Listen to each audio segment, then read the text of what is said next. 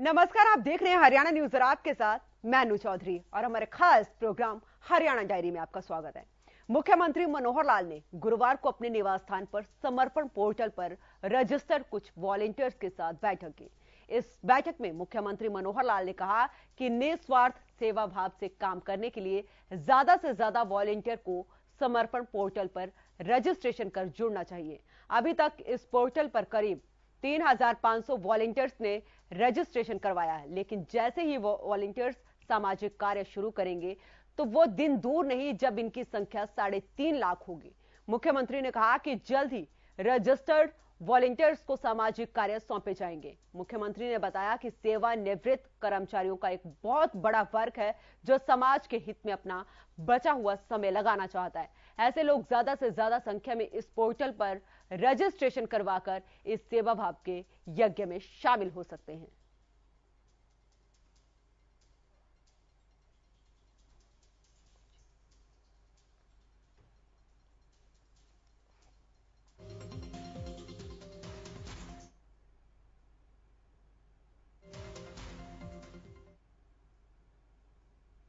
हरियाणा सरकार भ्रष्टाचार को खत्म करने के लिए जीरो टॉलरेंस की पॉलिसी पर काम कर रही है।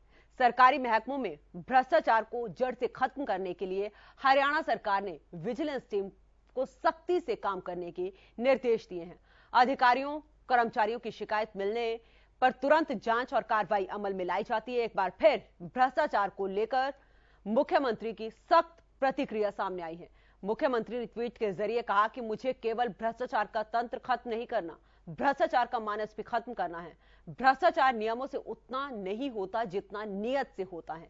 यानी भ्रष्टाचार को जड़ से खत्म करने के लिए कर्मचारियों में नैतिक परिवर्तन की जरूरत है।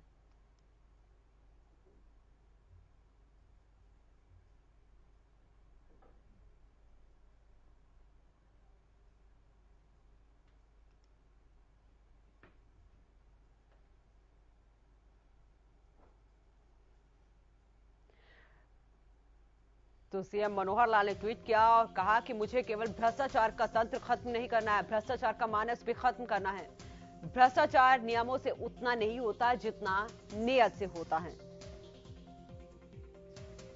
तो भ्रष्टाचार पर मुख्यमंत्री मनोहर लाल का ट्वीट आया है सामने और उन्होंने कहा कि जीरो टॉलरेंस की पॉलिसी पर सरकार काम कर रही है। नियत से भ्रष्टाचार होता है, ये सीएम मनोहर लाल ने कहा है। कहा मुझे केवल भ्रष्टाचार का तंत्र खत्म नहीं करना है, भ्रष्टाचार का मानस भी खत्म करना है। भ्रष्टाचार नियमों से उतना नहीं होता जितना कि नियत से होता है। साथ ही उन्होंने कहा कि जीरो टॉलरेंस की पॉलिसी पर सरकार काम कर रही है और जल्द से जल्द जो है प्रदेश से भ्रष्टाचार को खत्म किया जाएगा।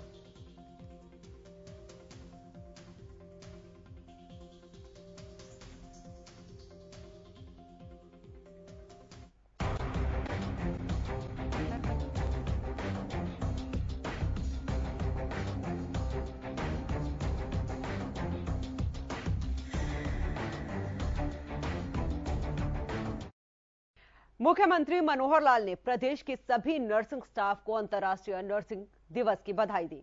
साथ ही नर्सेस के सेवा भाव के काम को भी सराहा। सीएम ने कहा कि आज का यह दिन नर्सिंग से जुड़े लोगों के प्रति कृतज्ञता जताने का दिन है।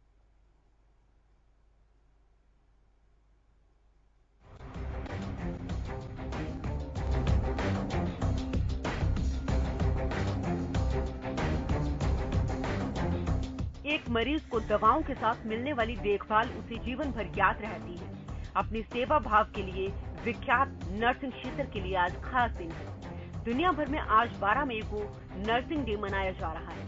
अपनी सेवा भाव से लोगों को कृतज्ञ कर देने वाली नर्सिंग क्षेत्र के लोगों का आज विशेष रूप से सम्मान किया जा रहा है।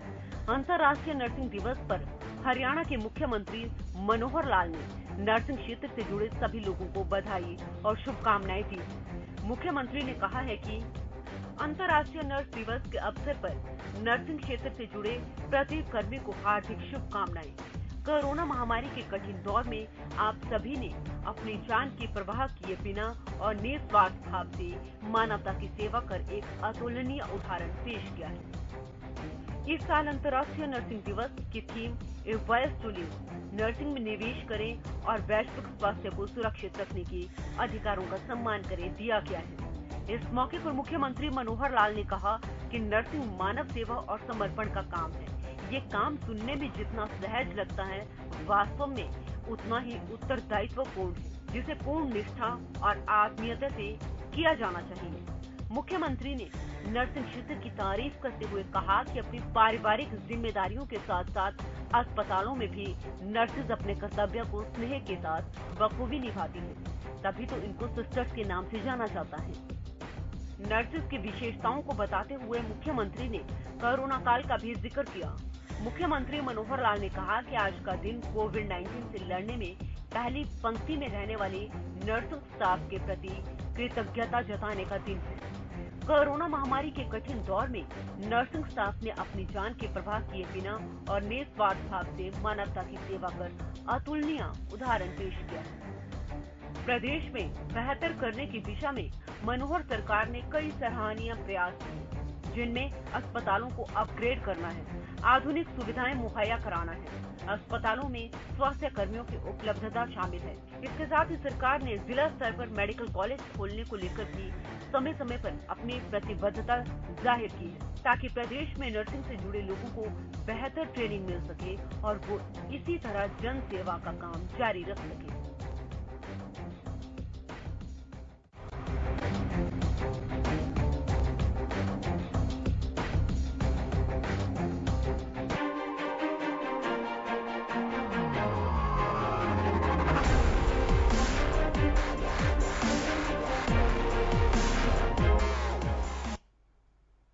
हरियाणा सरकार ने हाल ही में 10वीं और 12वीं के छात्रों को टैबलेट वितरित किए। इन टैबलेट के जरिए पढ़ाई का मौका भी आ चुका है। तपती गर्मी में जहां घर से निकलना मुश्किल हो जाएगा, वहीं गर्मी की छुट्टी में बच्चे टैबलेट के जरिए घर से ही ऑनलाइन पढ़ाई कर पाएंगे। सरकार ने बड़ा फैसला लेते हुए ऐलान किया है कि 1 जून की छुट्टियों में 10वीं और 12वीं के बच्चों को ऑनलाइन पढ़ाई कराई जाएगी।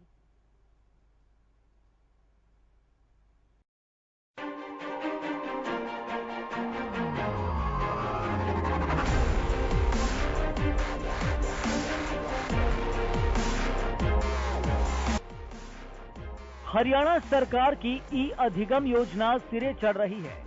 गर्मी की छुट्टियों में 10वीं और 12वीं के छात्रों को एक्स्ट्रा क्लास के लिए स्कूलों तक पहुंचने की जरूरत नहीं होगी, क्योंकि डिजिटल क्लास अब खुद छात्रों तक पहुंच चुकी है। के समय अनुभव आए, विद्यार्थियों की सबसे बड़ी समस्या, अगर कोविड का प्रभाव सबसे ज्यादा तो पड़ा हेल्थ पर, स्वास्थ्य पर, और अगर उसके बाद सबसे ज्यादा अगर किसी क्षेत्र को पढ़ा तो वो था एजुकेशन, बच्चों के एजुकेशन। हमने स्कूल बंद कर दिए और खोलने में भी बाकी गतिविधियां तो जल्दी जल्दी खुल गई, स्कूल तो सबसे आखिर में खुले। और जब सबसे आखिर में खुले तो ये जो प्रभावित शिक्षा हुई उसके लिए नए नए तरीके निकाले गए। क्या? स्कूल का काम घर में पढ़ो, यानी घर के अंदर ही वहीं से अपनी शिक्षा और मोबाइल से शिक्षा देंगे, ऑनलाइन शिक्षा देंगे। ये एक सिस्टम, ये उसमें से आगे बढ़ करके आया। उसी में से विचार बना कि हम टेबलेट को उपयोग करके, और जैसे मैंने पहले बताया कि ई बुक्स के माध्यम से यह फुल फ्लेज क्लासरूम, अब वो स्कूल का जो क्लासरूम होता था वो कमरे के रूप में होता था, आज हमारे हाथ में ये टेबलेट आ गया, ये हमारा क्लासरूम बन गया, इसमें बच्चे जाके पढ़ेंगे। सीएम मनोहर लाल के नेतृत्व में शुरू हुई हरियाणा सरकार की ई अधिगम योजना का फायदा अब छात्रों को मिल रहा है। 10वीं और 12वीं के लाखों बच्चों को हरियाणा सरकार की तरफ से रोजाना 2 GB डेटा के साथ टैबलेट की सुविधा दी जा रही है। इस सुविधा के साथ ही सरकार ने एक और प्रयास करते हुए गर्मी की छुट्टियों में 10वीं और 12वीं की ऑनलाइन क्लास देने का फैसला लिया है। हमें टैबलेट वितरण करे गए हैं। ये हमारी शिक्षा के लिए बहुत अच्छा माध्यम है, क्योंकि अब हमें 1 से 30 जून की जो छुट्टियां मिलती है उसमें हम सिर्फ किताबों से पढ़ते थे, तो हमें कुछ ज़्यादा इतना समझ नहीं आता था। तो अब हमारा इस टैबलेट के माध्यम से पूरा संपर्क सीधा टीचर्स के साथ रहेगा कि हमारी जो भी प्रॉब्लम है हम वो आसानी से सोल्यूशन कर पाएंगे। और ये अभी क्या होते 10th और +2 को दिया गया, क्योंकि हमारी बोर्ड के एग्ज़ाम है, तो इसके लिए मैं सरकार को बहुत धन्यवाद कहना चाहती हूँ। शिक्षा विभाग से एक बहुत बड़ा फैसला आया है जो हमें पता लगा है, और उस फैसले में जो चीज़ें सामने आई हैं वो बच्चों के लिए बहुत ही ज़्यादा फ़ायदेमंद हैं कि उनकी ऑनलाइन क्लासेस 1 से 30 जून लगेंगी। बच्चे कहीं ना कहीं खेल कूद में व्यस्त रहते थे और गर्मी में टीचर से कनेक्ट नहीं हो पाते थे क्योंकि टेम्परेचर बहुत ज़्यादा हो जाता है। तो अब वो घर बैठे ये फ़ायदा उठा सकते हैं क्योंकि सरकार के द्वारा बच्चों को पहले से ही टैबलेट वितरित किए जा चुके हैं। हो गया है कि बच्चे अब ट्यूशन्स की ज़रूरत नहीं है, अपना पैसा बचा पाएंगे, टीचर से घर से ही कनेक्ट हो पाएंगे। सबसे बड़ी बात कि जो पेरेंट्स अफोर्ड नहीं करते हैं, ट्यूशन्स नहीं भेज सकते हैं, या फिर जिन पेरेंट्स को ये लगता है कि हम काम पे जा रहे हैं, पीछे बच्चा पढ़ेगा या नहीं, तो वो ऑनलाइन और टैबलेट के थ्रू कनेक्ट रह पाएगा अध्यापक से। छात्रों को टैबलेट के जरिए ऑनलाइन क्लासेस देने के लिए सरकार और शिक्षा विभाग की तरफ से सभी तैयारियां लगभग पूरी की जा चुकी है। स्कूल टीचर्स को टैबलेट के जरिए पढ़ाने के लिए ट्रेनिंग दी जा रही है। शिक्षा विभाग की कोशिश है कि छात्रों और शिक्षकों को जो टैबलेट दिए जा रहे हैं उनको बच्चों की पढ़ाई में ज्यादा से ज्यादा इस्तेमाल किया जाए। जी, विभाग की तरफ से हमें गाइडलाइन मिली है कि 1 जून से जो छुट्टियां हो रही हैं बच्चों को उनको 10th और +2 में जो टैबलेट वितरित किए गए हैं उनकी ऑनलाइन स्टडी जारी रहेगी। इसके लिए हमने ये किया है कि पहले भी कोरोना काल में बच्चों की पढ़ाई हमने ऑनलाइन की है, फिर भी कुछ बच्चे रह जाते थे जिनके पास मोबाइल नहीं थे, पर विभाग ने सराहनीय कदम है कि उन्होंने सभी बच्चों को टैबलेट वितरित किए हैं। अब पढ़ाई में बाधा नहीं आएगी, जिससे हम अपनी वीडियोस हम ऑनलाइन भी उनकी स्टडी करवा सकते हैं और अपनी वीडियो सब्जेक्ट से रिलेटेड होगी तो हम उसको अपलोड कर सकते हैं ताकि बच्चों की पढ़ाई बाधित ना हो और अपनी वो जो शिक्षा है वो सुचारू रूप से चला सके। 1 जून से शुरू हो रही गर्मी की छुट्टियों में ये पहला मौका होगा जब हरियाणा के सरकारी स्कूलों में टैबलेट के जरिए ऑनलाइन पढ़ाई का काम शिक्षा विभाग की ओर से किया जाएगा।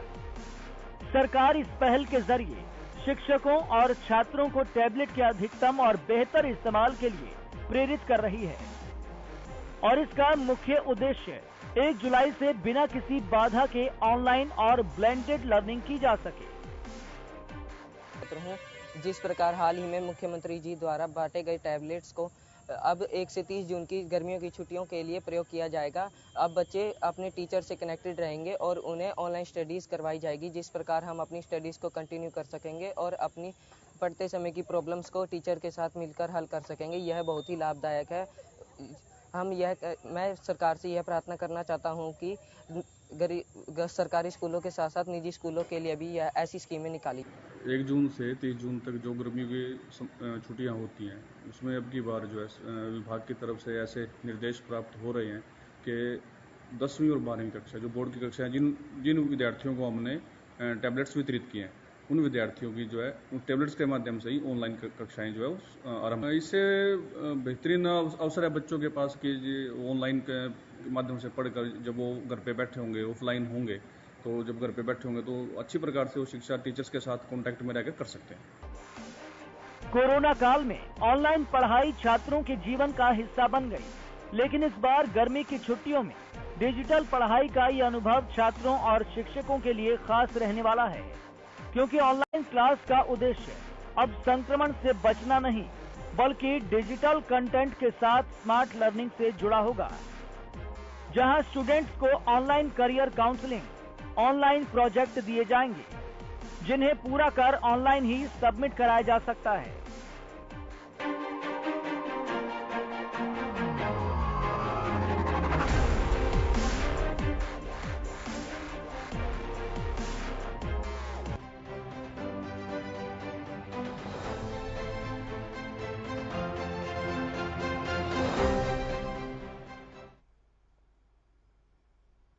हरियाणा की आबादी का बड़ा हिस्सा किसानों से जुड़ा है। खेतीबाड़ी में किसानों को किसी तरह की कोई समस्या न आए, इसको लेकर सरकार हर कदम पर किसानों की मदद का प्रयास करती है।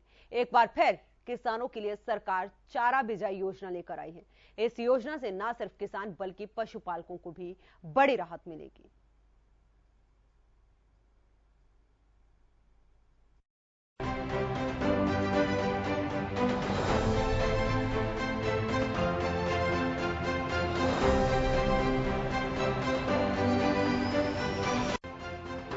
हरियाणा के किसानों को आर्थिक रूप से समृद्ध बनाने के लिए हरियाणा सरकार की कई योजनाएं धरातल पर कारगर साबित हुई हैं। किसानों के साथ साथ पशुपालकों को आर्थिक मजबूती देने के लिए हरियाणा सरकार एक और नई योजना लेकर आई है, जिसका नाम है चारा बिजाई योजना। इस योजना के तहत हरियाणा सरकार किसानों को चारे की पैदावार के लिए प्रोत्साहित कर रही है। एक स्कीम और हम और लेके आए हैं कि जो गौशालाएं अपने आस पड़ोस में किसी किसान से चारा बिजाई कराना चाहते हैं, आने वाले 2 हफ्ते में 10 एकड़ तक प्रति गौशाला हरा चारा की बिजाई कराए और वो चारा गौशाला सर्टिफाई कर दे कि हमने गौ सेवा में गौओं के लिए लिया है, कि इस किसान ने हमारे कहने से चारा बोया है, उसको अपने भाव से खरीदे। वो गौशाला और किसान के बीच की बात है। उस किसान को 10,000 रुपये प्रति एकड़ पैसा हम सरकार की तरफ से देंगे, ताकि उसका आकर्षण हो कि वो जल्दी से जल्दी चारा बो दे। और ये लिमिट हमने रखी है कि गौशाला को 10 एकड़ की लिमिट, और जिस गौशाला को चारा दे देगा उसके खाते में डीबीटी से किसान के खाते में हम पैसा डाल देंगे। ये किसानों के लिए बहुत अच्छी योजना है। इसमें जो है किसान को 10,000 रुपये सब्सिडी के तौर पर एकड़ मिलेंगे। तो इसमें पानी की भी बचत होगी और गौशाला को जो है चारा भी मिलेगा। जैसे जिस हिसाब से चारे की अब जो दिक्कत चल रही है, उस हिसाब से किसान इसे ज़्यादा से ज़्यादा अपनाएंगे। गौशालाओं को भरपूर मात्रा में चारा मिल सके, इस उद्देश्य से हरियाणा की मनोहर सरकार ने चारा बिजाई योजना के तहत किसानों को प्रोत्साहन देने की घोषणा की है, जिससे किसानों को आर्थिक मदद मिलेगी और गौशाला को सूखा चारा। इस योजना के तहत किसानों को 10 एकड़ भूमि तक चारा उगाना होगा। प्रति एकड़ 10,000 की सहायता राशि मिलेगी। आपसी सहमति से गौशालाओं को चारा देना होगा। डीबीटी के माध्यम से मिलेगी लाभ की राशि। हरियाणा सरकार की इस पहल के जरिए किसानों और पशुपालकों के जीवन स्तर को सुधारा जा सकेगा। चारा बिजाई योजना किसानों और पशुपालकों को आर्थिक रूप से सशक्त बनाने में कारगर साबित होगी। गौशालाओं की देखरेख के लिए हरियाणा सरकार हमेशा से गंभीर रही है। अब तक हरियाणा सरकार चारे के लिए राज्य की 569 गौशालाओं को अप्रैल महीने में 13 करोड़ 44 लाख रुपए की राशि मुहैया करा चुकी है। हमने मुख्यमंत्री जी ने तुरंत फैसला लिया। जो पैसा गौशालाओं को साल के आखिर में दिया जाता था 13 करोड़ 44 लाख रुपया, हमने अप्रैल में ही गौशालाओं को भेज दिया है। ये 569 गौशालाएं हैं। पहली किस्त उनको चली गई है ताकि वो अपना चारा खरीद लें। सरकार ने गौशालाओं से ही खाद का नया विकल्प तैयार करने की योजना भी बनाई है। गाय के गोबर से तैयार की गई प्रोम खाद को डीएपी खाद के विकल्प के रूप में इस्तेमाल किया जा सकता है। प्रोम खाद का निर्माण पिंजौर, हिसार और भिवानी की गौशालाओं में किया जा रहा है और इस खाद की निगरानी और जांच IIT HU की लैब में हो चुकी है। यानी प्रोम खाद को किसान डीएपी खाद की जगह इस्तेमाल कर सकेंगे, जिससे प्राकृतिक खेती को बढ़ावा मिलेगा। गौशालाओं को आत्मनिर्भर बनाने का ये कदम किसानों के लिए भी फायदेमंद रहेगा। हरियाणा सरकार की तरफ से लगातार किसानों और पशुपालकों के हित में काम किया जा रहा है। हरियाणा की संपदा किसानों और पशुपालकों के लिए समृद्ध है। इस समृद्धि का फायदा किसानों को आर्थिक मजबूती के रूप में मिल सके, हरियाणा सरकार इस उद्देश्य को पूरा करने में जुटी है। फिर चाहे किसानों को 72 घंटे में फसलों का पैसा देना हो या फिर फसलों की MSP से ज्यादा पर खरीद का भरोसा, हर बार ही सरकार ने किसानों को राहत देकर आगे बढ़ते रहने के लिए प्रोत्साहित किया है।